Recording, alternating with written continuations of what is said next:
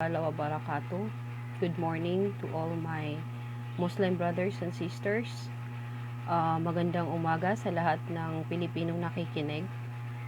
This is my reaction about the statement of General Gilbert Gabay. Sir, first of all, let me define madaris. It is the plural form of Islamic school. These Islamic schools are teaching Islamic studies and Arabic literacy. It is one of the important factors in the preservation of Islamic faith and culture in the Philippines. For example, it is mandatory for every single Muslim in the world, not just in national level, in the world, every single Muslim, it is mandatory. It is an obligation to read the Holy Quran, and our Holy Quran is written in Arabic language. We have to learn Arabic. It's not that we are Arabs, but it's part of our religion. It's our faith. It's mandatory.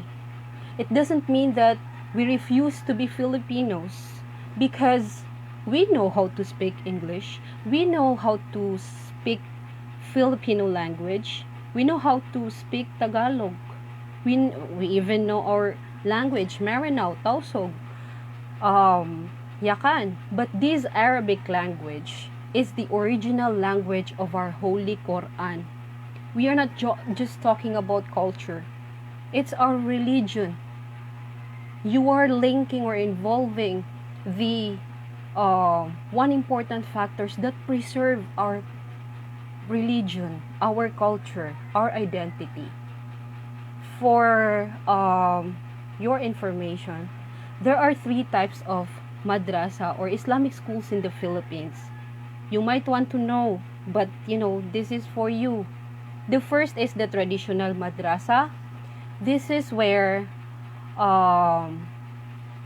the students are going to madrasa or Islamic schools during Saturdays and Sundays. So it's non-formal, depending on the agreement between the teacher and the students. But usually, it's being held during Saturdays and Sundays. And we are products of this traditional madrasa. These professional Muslims here in the Philippines, we are products of this traditional madrasa. And do you think we are potential suicide bombers? We're not. Yes, we're not. The second kind of madrasa is the developmental or formal madrasa. They have formal educational system. Okay? This second kind of madrasa or Islamic school here in the Philippines, they have formal educational system with elementary, which is called idadi in Arabic, and high school, that's sanawi. They teach about Islamic religious and cultural subjects. This is for you, okay? They teach Islamic values and cultural subjects, some mathematical and scientific subjects, science. Yes, this only elementary and high school level that we teach here, and they are being taught about science and mathematics and to be literate in Arabic. They don't teach about terrorism or any ideological subject. Common sense, it's elementary and secondary level, while ideology is a special course in college, or perhaps it requires a higher education, an educational attainment to take ideological study.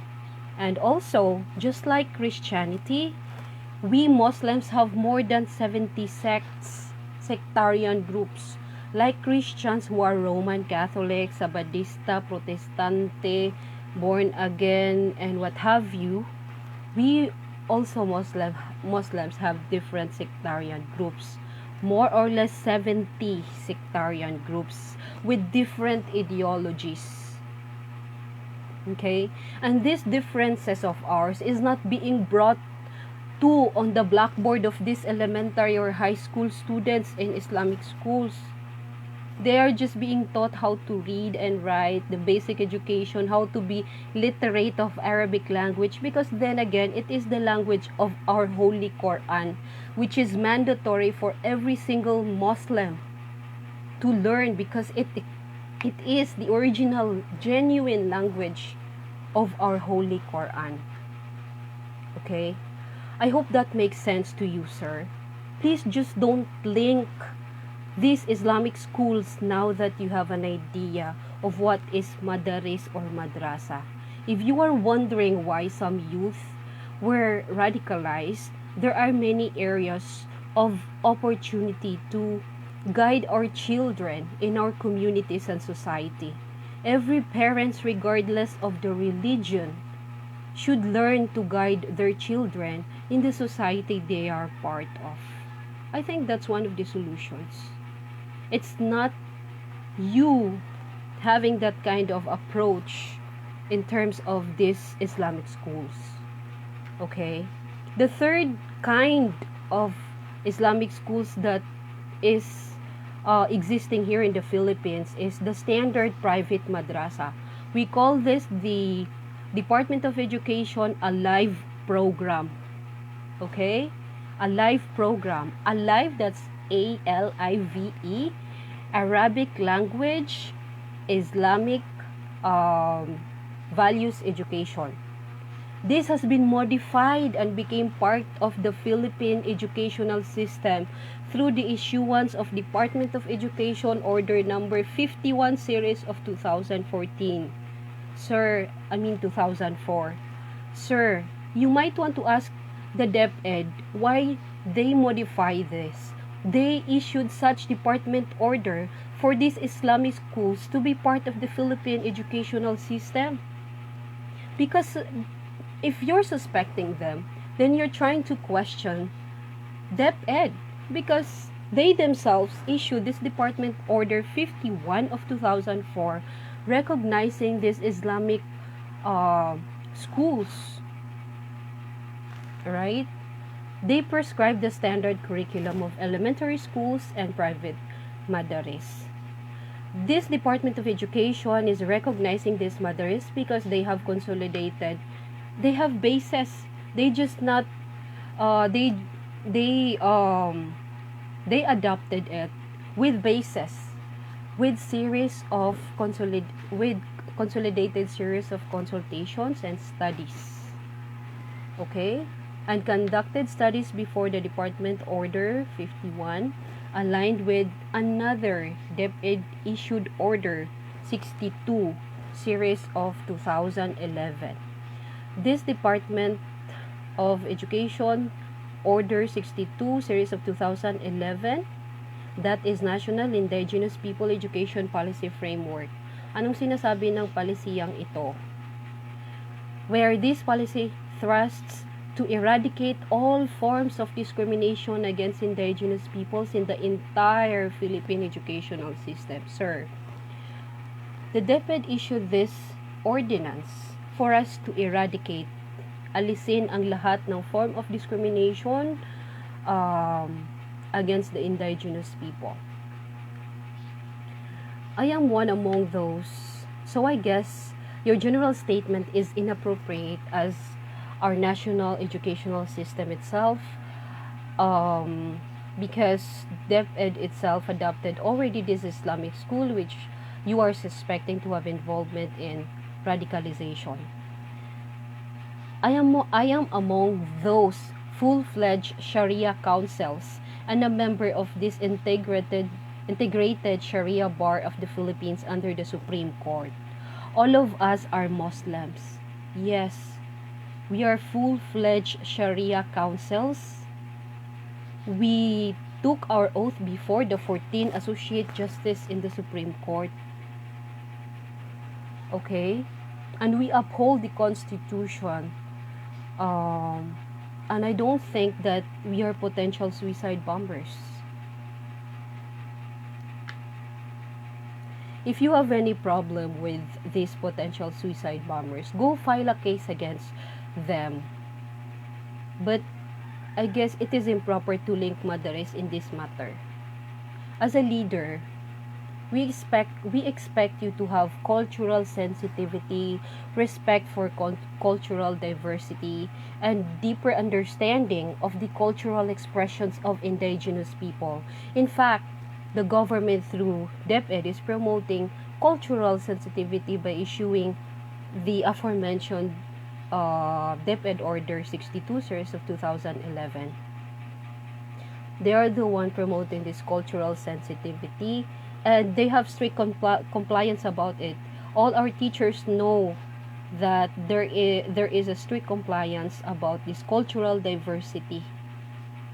This is being implemented to all students and teachers and the non-teaching staffs to promote cultural diversity, to respect cultural diversity, and what do we call this, and understand deeply the cultural expression. Imagine, what do we call this, as a leader, you are expected to have cultural sensitivity. All the more that DepEd has already adopted this Islamic education with consolidated consultations and studies already conducted. You know what, sir? Everyone has accountability about his or her statement.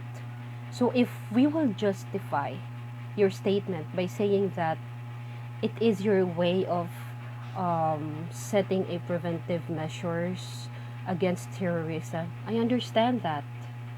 Yes, I understand that. But I guess we have the law. We have the law. You have the Anti-Terrorism Act of 2020. Ano pa bang kulang dyan na preventive measures? Hindi pa ba sapat yung 14 days na i-detain mo yung suspect? Na pwede niyo pang i-extend ng 10 days without any warrant of arrest? Hindi po ba enough na preventive measure yon? Isa pa, under that Anti-Terrorism Act, that a person can be under surveillance for 60 days. 60 days. And can be extended to an additional 30 days. So that's a total of 90 days. So why need to link these Islamic educations? These Islamic schools. You are not just depriving us being indigenous people. You are trying to deprive us our faith, our religion, our culture. That's our part of our identity. It is my concern as a Muslim that you as a leader, especially being the chief of staff of Armed Forces of the Philippines, enforcing the law, leading these persons in authority, we have to be aware of how our general statement may affect the subconscious minds of these officers. Yes, the subconscious minds of these persons in authority, our public officers. Your general statement is building the mindset of your subordinates, putting madrasa in a bad light. Stop it. Again, stop it.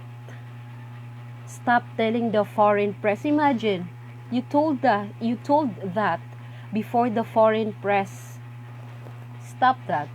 Or any other press about suspecting Madaris in Sulu or other part of Mindanao about involvement of radicalization, because they are only being taught of Arabic literacy and Islamic values, not about any special field of highest Islamic education on ideology.